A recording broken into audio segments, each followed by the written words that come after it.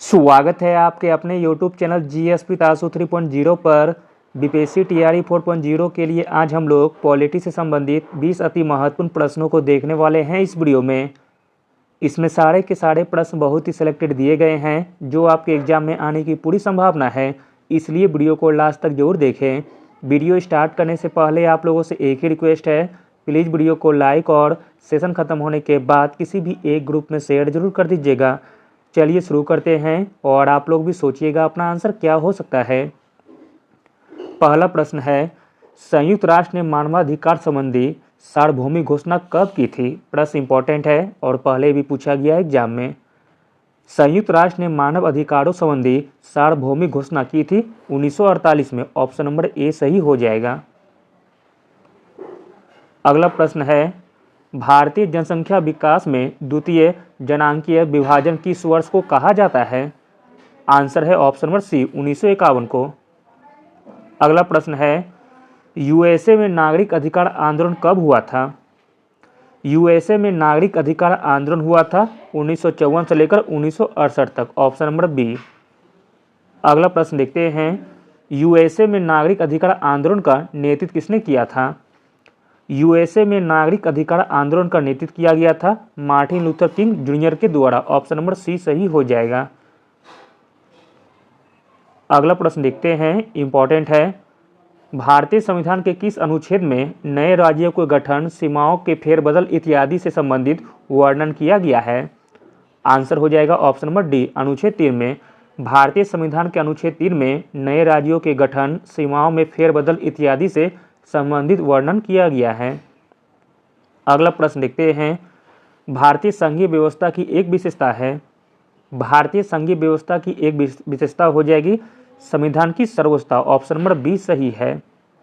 अगला प्रश्न देखते हैं, लिखित संविधान की अवधारणा ने सबसे पहले कहाँ जन्म लिया?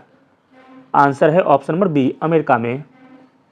अगला प्रश्न देखते हैं, लोकायुक्त पद की स्थापना सर्वप्रथम 1971 में कहाँ की गई थी? आंसर है ऑप्शन नंबर बी महाराष्ट्र में। अगला प्रश्न है, किसके कार्यपालिका के हाथों में कोरे चेक की संख्या दी गई है? आंसर है ऑप्शन नंबर बी लेखानुदान को। अगला प्रश्न देखते हैं, इंपॉर्टेंट है, वर्तमान समय में लोकसभा की 543 सीटों में से कितनी सीटें अनुसूचित जनजाति के लिए आरक्षित है? आंसर हो जाएगा ऑप्शन नंबर बी 47। वर्तमान समय में लोकसभा की 543 सीटों में से 43 सीटें अनुसूचित जनजाति के लिए आरक्षित है। अगला है, वर्तमान समय में लोकसभा की 543 सीटों में से कितनी सीटें अनुसूचित जाति के लिए आरक्षित है? आंसर हो जाएगा ऑप्शन नंबर सी 84 सीटें। वर्तमान समय में लोकसभा की 543 सीटों में से 84 सीटें अनुसूचित जाति के लिए आरक्षित है। अगला प्रश्न है, राष्ट्रपति की शपथ का वर्णन संविधान के किस अनुच्छेद में है? राष्ट्रपति की शपथ का वर्णन संविधान के अनुच्छेद 60 में दिया गया है। ऑप्शन नंबर बी शपथ 60। अगला प्रश्न है, भारतीय संविधान के किस अनुच्छेद के अंतर्गत मंत्रिपरिषद सामूहिक रूप से लोकसभा के प्रति उत्तरदायी है? आंसर है ऑप्शन नंबर बी अनुच्छेद 75 में। अगला प्रश्न है, वर्ष 1947 के बाद निम्नलिखित में से किस राज्य को भारतीय संघ में सैनिक कार्रवाई द्वारा बल प्रयोग मिलाया गया था? तो दोस्तों वह राज्य था हैदराबाद। ऑप्शन नंबर ए सही है। अगला प्रश्न है, निम्नलिखित में से कौन सी संसदीय समिति कार्यपालिका को नियम विनियम बनाने के लिए प्रत्यायोजित शक्ति से संबंधित है? तो दोस्तों वह संसदीय समिति हो जाएगी अधीनस्थ विधान पर समिति। ऑप्शन नंबर बी सही है। अधीनस्थ विधान पर समिति संसदीय समिति कार्यपालिका को नियम विनियम बनाने के लिए प्रत्यायोजित शक्ति से संबंधित है। अगला प्रश्न है, इंपॉर्टेंट है, किस प्रधानमंत्री के कार्यकाल के दौरान भारत के संविधान में 9वीं अनुसूची को पुनः स्थापित किया गया था? तो दोस्तों वह प्रधानमंत्री थे Jawaharlal Nehru. Option number A सही है।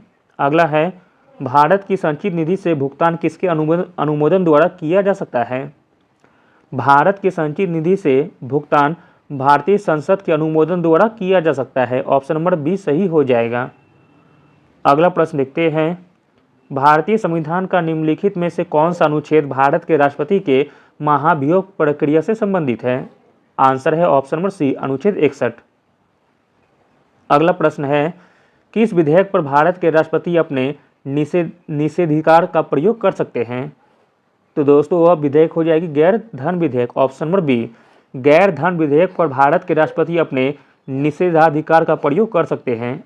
अगला और अंतिम प्रश्न हो जाएगा, भारत के राष्ट्रपति की अध्यादेश जारी करने की शक्ति है? भारत के राष्ट्रपति की अध्यादेश जारी करने की शक्ति है विधायी शक्ति, ऑप्शन नंबर ए सही हो जाएगा।